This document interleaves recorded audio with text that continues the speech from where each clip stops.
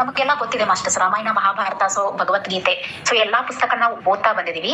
So ಮೂರನ್ನ ಯಾರು ಸರಿಯಾಗಿ ಓದಿ ಅರ್ಥ ಮಾಡ್ಕೊಂಡು ತಮ್ಮ ಜೀವನದಲ್ಲಿ ಅಳವಡಿಸ್ಕೊಳ್ತಾರೋ ಅವರಿಗೆ ಜೀವನದಲ್ಲಿ ಪ್ರಾಬ್ಲಮ್ಸ್ಗಳು ಬರಲ್ಲ.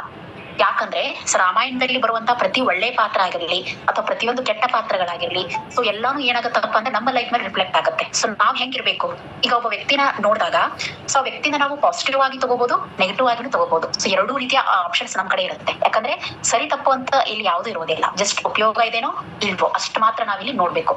ಸೊ ಹಂಗೆ ಈ ರಾಮಾಯಣ, ಮಹಾಭಾರತದಲ್ಲಿ ಪ್ರತಿಯೊಬ್ಬ ವ್ಯಕ್ತಿಗಳಿಂದನೂ ನಾವ್ ಹೆಂಗ್ ಲೈಫ್ ಅನ್ನ ಲೀಡ್ ಮಾಡ್ಬೇಕು, ಹೆಂಗ್ ಬದುಕಬೇಕು, ನಾವು ಸಮಸ್ಯೆ ಬಂದ್ರೆ ಹೆಂಗ್ ಸಾಲ್ವ್ ಮಾಡ್ಕೋಬೇಕು ಅಂದ್ರೆ ನಾವು ನೋಡ್ಬೋದು ಮಾಸ್ಟರ್ಸ್. ಸೊ ನಾವು ಯಾರನ್ನು ನಮ್ಮ ಸಮಸ್ಯೆ ಬಂದಾಗ ನಾವ್ ಯಾರನ್ನು ಕೇಳೋ ಅವಶ್ಯಕತೆ ಇಲ್ಲ. ನಾವು ಡೈರೆಕ್ಟ್ ಆಗಿ ಏನ್ ಮಾಡ್ಬೋದು, ಪುಸ್ತಕ ಓದಿದ್ರೆ ಸಾಕು. ರಾಮಾಯಣ, ಮಹಾಭಾರತ ಮತ್ತು ಭಗವದ್ಗೀತೆ, ಸೊ ಈ ಮೂರು ಮೇನ್ ಬುಕ್ಸ್ ಗಳು ಏನಿದಾವೆ ಬಹಳ ಹೆಲ್ಪ್ಫುಲ್ ಆಗಿದೆ ಮಾಸ್ಟರ್ಸ್. ಹಾಗಾದ್ರೆ ಏನಪ್ಪಾ ಅಂದ್ರೆ ಈಗ ತುಂಬಾ ಜನ ನಾವ್ ಏನಾಗ್ತಪ್ಪ ಅಂದ್ರೆ ಲೈಫ್ ಅಲ್ಲಿ ಯಶಸ್ಸನ್ನ ಕಂಡಿರ್ತಾರೆ. ಸೊ ಅವ್ರಿಗೂ ನಮ್ಗೆ ಇರೋದು 24 ಗಂಟೆನೇ ಇರುತ್ತೆ, ಹೌದಾ? ಅವ್ರಿಗೆ ಎಕ್ಸ್ಟ್ರಾ ಟೈಮ್ ಅಂತ ಇರೋದಿಲ್ಲ. ಉದಾಹರಣೆಗೆ ಕೃಷ್ಣ, ಅವನು ಕೂಡ ಮನುಷ್ಯನೇ, ಆದ್ರೆ ಅವನು ದೇವ್ರಂತ ತಿಳ್ಕೊಂಡಿದ್ದ. ಈಗ ನಾವು ಧ್ಯಾನ ಮಾಡಿ ತಿಳ್ಕೊತಾ ಇದೀವಿ, ನಾವು ದೇವರು, ನಮ್ಮೊಳಗೂ ಕೃಷ್ಣ ಇದ್ದಾನೆ ಅನ್ನೋ ನಾವೀಗ ಅರ್ಥ ಮಾಡ್ಕೊತಾ ಇದೀವಿ. ಕೃಷ್ಣ ಅವನಿಗೂ 24 ಗಂಟೆ ಇತ್ತು, ಅವ್ನ ಲೈಫ್ ಅಲ್ಲಿ ಏನೆಲ್ಲ ಅಚೀವ್ಮೆಂಟ್ ಮಾಡ್ದ. ಹಂಗೆ ನಮ್ ಜೊತೆ ಇರೋರು ಸಾಕಷ್ಟು ಜನ ನೋಡ್ತೇವೆ, ತುಂಬಾನೇ ಯಶಸ್ಸನ್ನ ಪಡ್ಕೊಂಡಿರೋರು.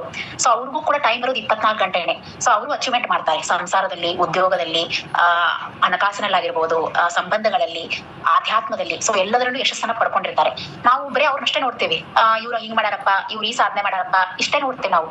ಬಟ್ ಯಾರು ನಾವು ಅವ್ರ ಆ ರೀತಿ ಸಾಧನೆ ಮಾಡಕ್ ಅವ್ರ ಲೈಫ್ ಅನ್ನ ಅವ್ರು ಯಾವ ರೀತಿ ಬದುಕ್ತಾ ಇದ್ರು, ಸೊ ಯಾವ ರೀತಿ ಅವರ ದಿನಚರಿಗಳನ್ನ ಫಾಲೋ ಮಾಡ್ತಾ ಇದ್ರು, ಸೊ ಇದು ಯಾವ್ದು ನಾವು ನೋಡಿಲ್ಲ ಮಾಸ್ಟರ್ಸ್, ಅಲ್ವಾ? ಸೊ ಅದನ್ನ ನಾವು ಮೇನ್ ನೋಡ್ಬೇಕಾಗಿದೆ. ಪ್ರತಿಯೊಬ್ಬ ಯಶಸ್ವಿ ವ್ಯಕ್ತಿಯ ಹಿಂದೆ ಇರೋದು ಆಧ್ಯಾತ್ಮ, ಅವರು ಸ್ಪಿರಿಚುವಲ್ ಆಗಿರ್ತಾರೆ. ಈ ಉದಾಹರಣೆಗೆ ವಿರಾಟ್ ಕೊಹ್ಲಿ ಅವರು ಸಸ್ಯಾಹಾರಿ ಅಂತವ್ರು, ಕಂಪ್ಲೀಟ್ ಸಸ್ಯಾಹಾರಿ. ಆಮೇಲೆ ಅವರು ಯೋಗಿಯ ಆತ್ಮಕತೆ ಅನ್ನುವಂತ ಪುಸ್ತಕವನ್ನು ಓದಿದ್ರು. ಅವರು ಅದನ್ನು ಓದಿ ಅವ್ರ ಲೈಫ್ ಕಂಪ್ಲೀಟ್ ಟ್ರಾನ್ಸ್ಫಾರ್ಮೇಶನ್ ಆಯ್ತಂತೆ. ನೋಡಿದ್ರ ಎಷ್ಟು ಪವರ್ ಇದೆ ಒಂದು ಸ್ಪಿರಿಚುವಲ್ ಬುಕ್ಕಿಗೆ.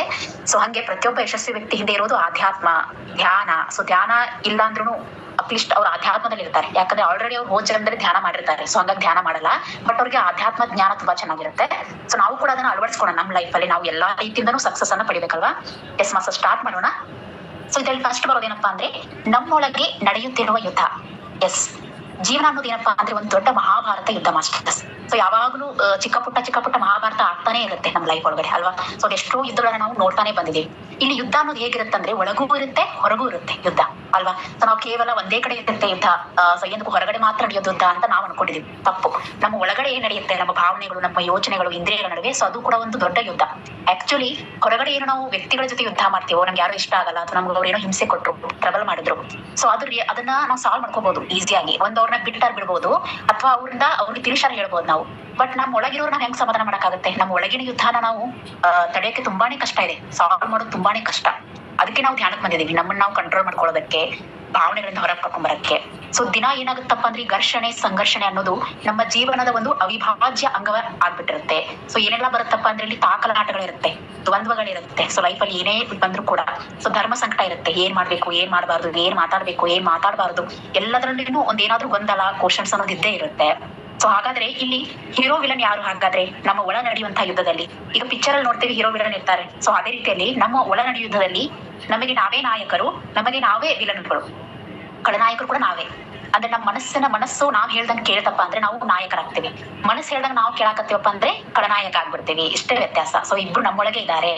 ಅಂದ್ರೆ ಅಂತರಂಗದ ಯುದ್ಧ ಅಂತ ಏನ್ ಹೇಳ್ತೀವಿ, ಇದು ನಿರಂತರವಾದ ಯುದ್ಧ, ಇದು ಯಾವತ್ತೂ ನಿಲ್ಲೋದಿಲ್ಲ. ಬೇಕಾದ್ರೆ ನೋಡಿ, ನೀವು ಧ್ಯಾನ ಕುಂತಾಗ ಯೋಚನೆ ಬರ್ತಾನೆ ಇರುತ್ತೆ, ಸೊ ಸ್ಟಾಪೇ ಆಗಲ್ಲ ಅದು. ಯಾಕೆ? ಅಂತರಂಗದ ಯುದ್ಧ ಸ್ಟಾರ್ಟ್ ಆಗ್ಬಿಟ್ರೆ ಇದ್ಯಾಕಂಗೆ, ಅದ್ಯಾಕಂಗೆ, ಇದು ಹಿಂಗಾಯ್ತು, ಬೆಳಗ್ಗೆ ಹಿಂಗಾಯ್ತು, ಹಂಗೆ ಬರ್ತಾನೆ ಇರುತ್ತೆ ಕಂಟಿನ್ಯೂಸ್ ಆಗಿ. ಸೊ ಇದನ್ನೇ ಅಂತರಂಗದ ಯುದ್ಧ. ಸೊ ಇದನ್ನ ನಾವು ಕಂಟ್ರೋಲ್ ಮಾಡೋದಕ್ಕೆ ಧ್ಯಾನದಲ್ಲಿ ಟ್ರೈ ಮಾಡ್ತಾ ಇದೀವಿ.